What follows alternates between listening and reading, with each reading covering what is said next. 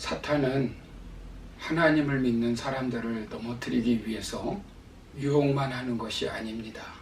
하나님을 대적하는 사악한 권력 구조를 통해 학대하고 핍박을 가합니다.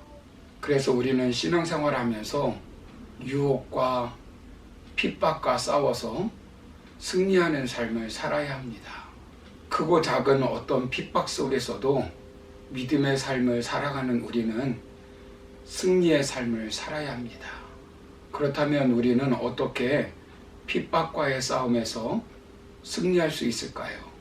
지난 시간에 먼저 살펴본 것은 핍박을 받기 전부터 말씀의 원칙을 붙들어야 한다라고 말씀드렸습니다.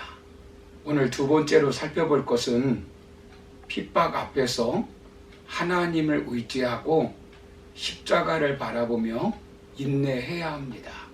사드락과 메삭과 아벳느고는 왕의 특별한 사랑을 받은 사람들입니다.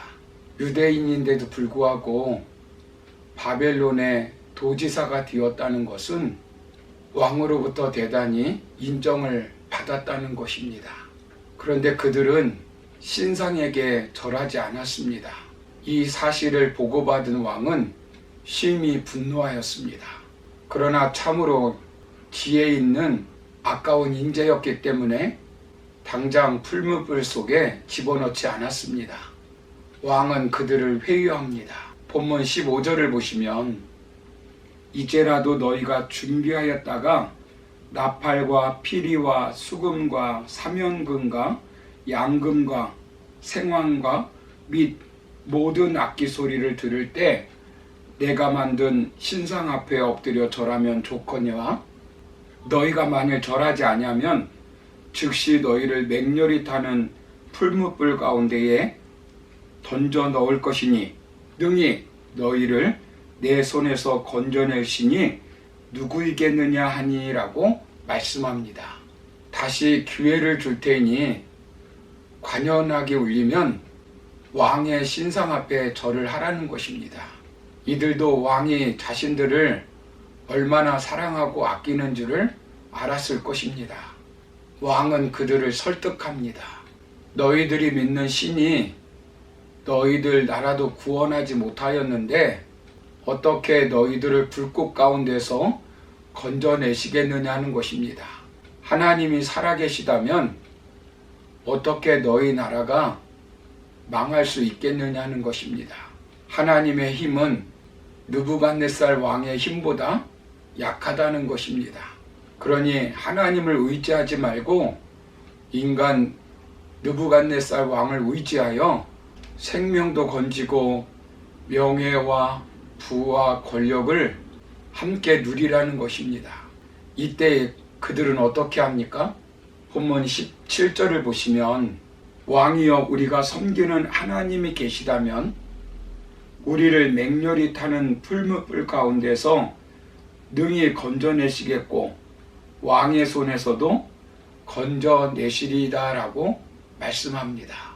만일 왕이 풀무불 속에 집어넣는다면 하나님이 우리를 능히 극렬히 타는 풀무불 속에서 건져내실 것이고 왕의 손에서도 건져내실 것이라고 말합니다. 결국 그들은 풀무불 속에 들어갔습니다. 그 후 어떻게 되었습니까? 본문 25절을 보시면 왕이 또 말하여 이르되 내가 보니 결박되지 아니한 네 사람이 불 가운데로 다니는데 상하지도 아니하였고 그 넷째의 모양은 신들의 아들과 같도다 하고 라고 말씀합니다. 그 풀무불 속에 네 사람이 있는 것입니다.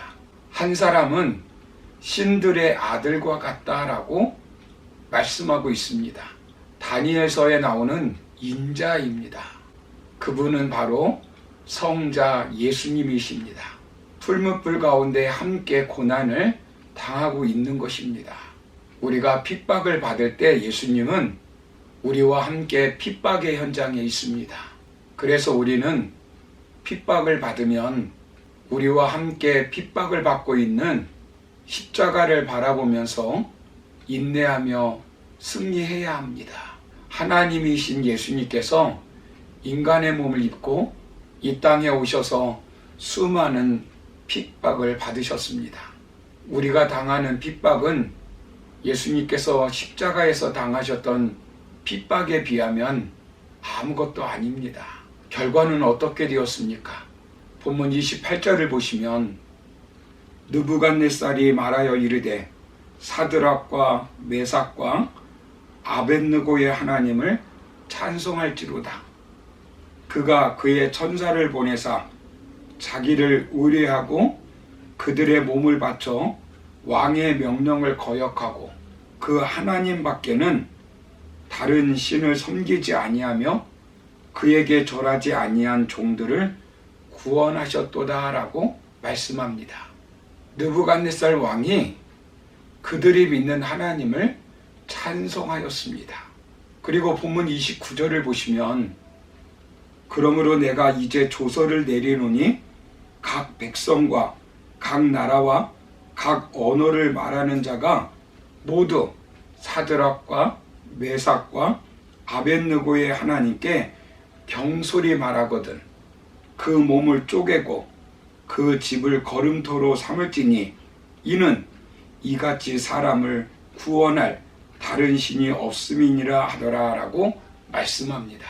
느부갓네살 왕은 모든 백성에게 하나님을 조롱하지 못하게 만듭니다.